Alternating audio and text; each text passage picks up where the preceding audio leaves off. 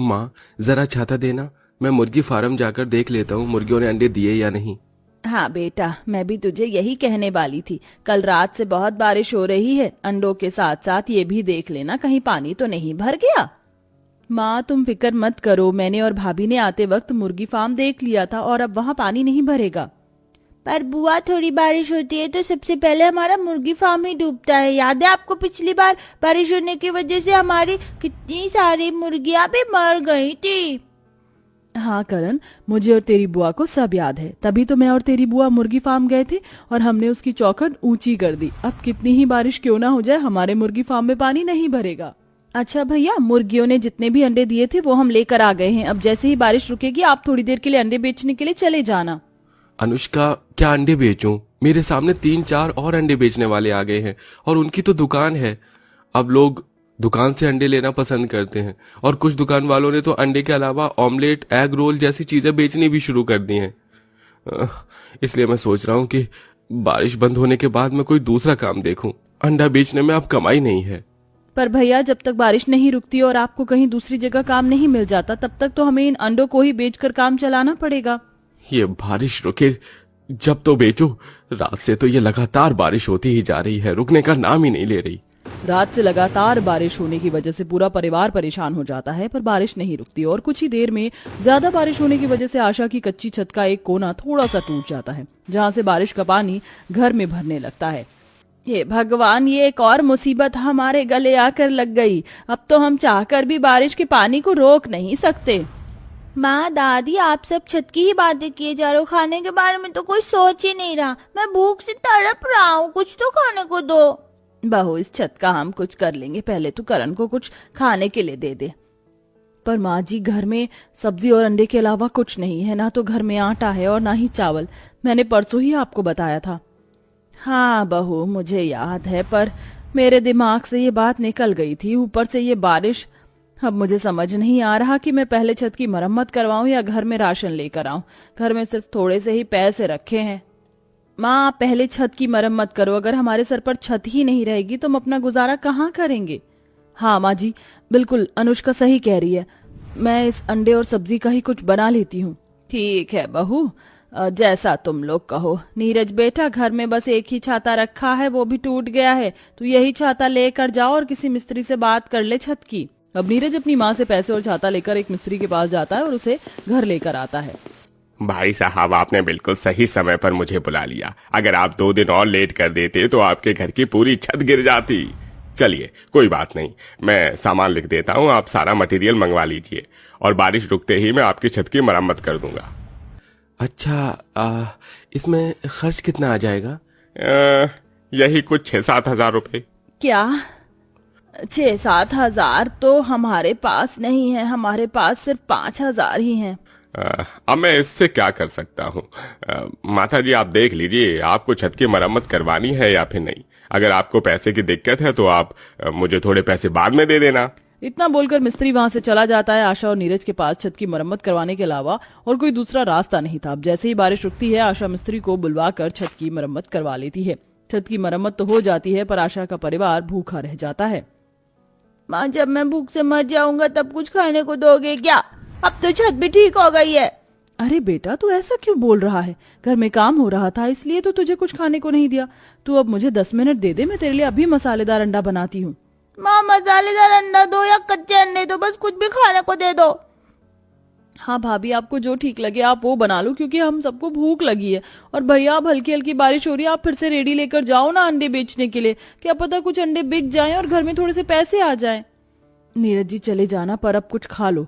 आप सुबह से मिस्त्री के साथ काम में लगे हुए थे। इतना बोलकर कशिश कुछ अंडे उबालती है और उन्हें बीच में से काटकर अंडे के एक टुकड़े पर कुछ मसाले, पत्ता गोभी, टमाटर, प्याज और घर में रखी चटनी डालकर अंडे का दूसरा हिस्सा उस पर रख देती है और अपने पूरे परिवार को खाने के लिए देती है, जिसे खाकर करण अपनी माँ से कहता है, माँ, आपने तो बहुत अच्छे अंडे बनाए थे। हाँ भाभी, आपने ये न्यू रेसिपी कहाँ से सीखी?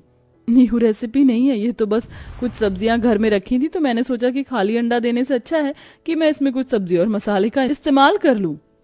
बाहू, तू अपना दिमाग बिल्कुल सही लगाती है। इस अंडे से तो हमारा पेट भर गया। बेटा, बारिश बंद हो गई है, जाकर तू थोड़े से अंडे बेच ले। हाँ माँ, जाता हूँ।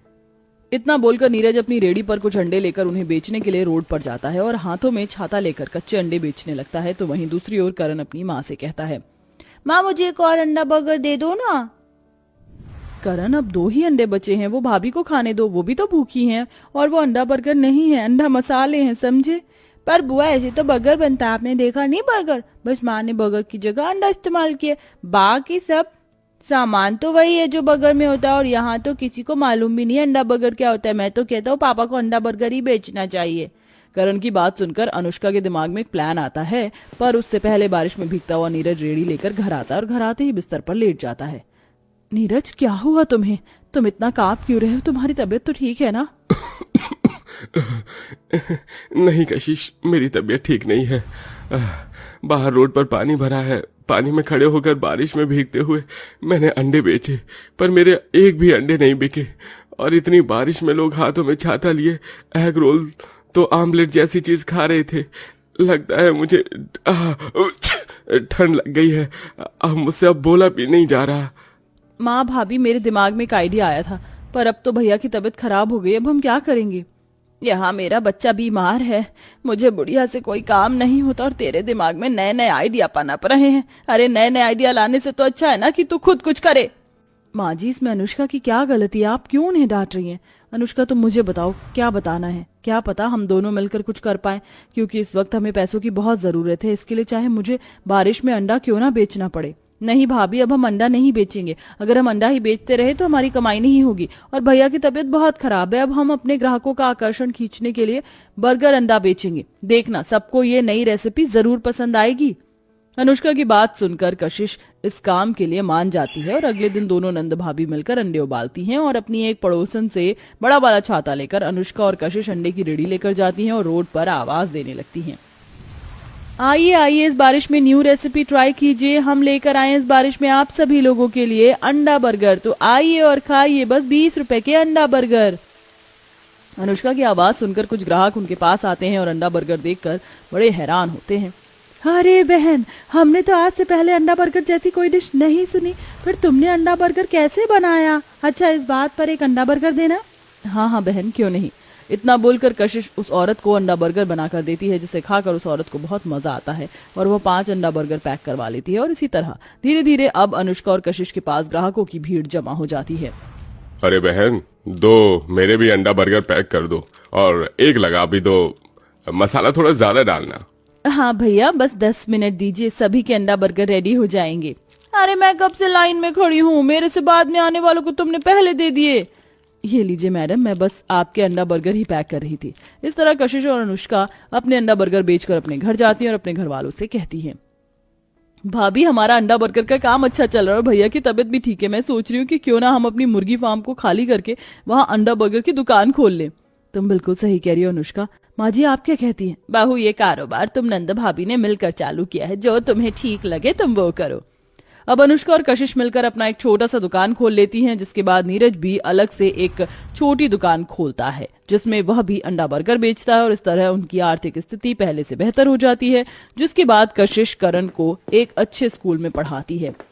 देखा दोस्तों आपने, अगर इंसान चाहे तो क्या कुछ नहीं कर सकता, जैसा कि हमारी कहानी की इन 2 नंद भाभी ने किया, जिन्होंने अपने इस अंडा बर्गर के यूनिक हुनर को ना के अपने तक सीमित रखा बल्कि घरों घरों पहुंचाया। तो कैसी लगी आपको हमारी ये कहानी, हमें कमेंट करके जरूर बताएं। क्या आप भी किसी ऐसे ही अनोखी चीज को बनाना जानते हो? तो हमें ये भी बताइए।